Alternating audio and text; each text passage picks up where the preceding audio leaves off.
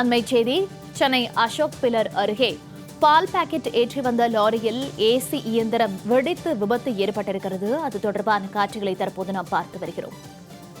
விவரங்களோடு சிறப்பு செய்தியாளர் ராம்குமார் இணைப்பில் இருக்கிறார். ராம்குமார் வணக்கம். சென்னை அசோக் பில்லர் அருகே பால் பாக்கெட்டுகளை ஏற்றி வந்த லாரியில் ஏசி பழுது காரணமாக விபத்து ஏற்பட்டிருக்கிறது. இந்த விபத்து தொடர்பான முழு விவரங்கள்.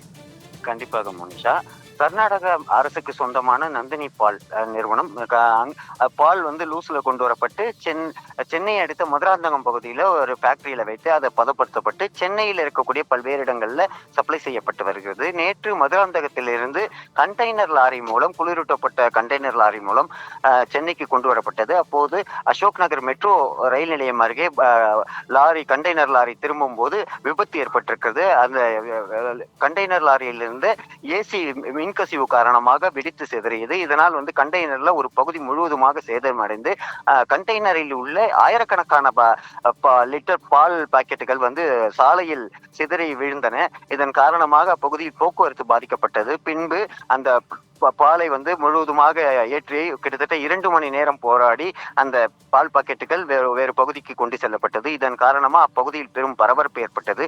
அந்த காட்சியை தான் தற்போது பார்த்துட்டு இருக்கோம். அதாவது KK நகரில் இருந்து வரக்கூடிய அந்த கண்டெய்னர் லாரி திரும்பும் போது இந்த விபத்து ஏற்பட்டிருக்கிறது. இதன் காரணமாக அந்த பகுதி முழுவதுமே போக்குவரத்து பாதிக்கப்பட்டது. நல்வாய்ப்பாக லாரியில் இருந்த ஓட்டுநர் மற்றும் ஊழியர்கள் எந்த விபத்தும் ஏற்படாமல் பாதுகாக்கப்பட்டனர். இது தொடர்பாக KK நகர் போலீசார் வழக்கு பதிவு செய்து விசாரணை மேற்கொண்டு வருகிறார்கள். மோனிகா, தகவல்களுக்கு நன்றி ராம்குமார்.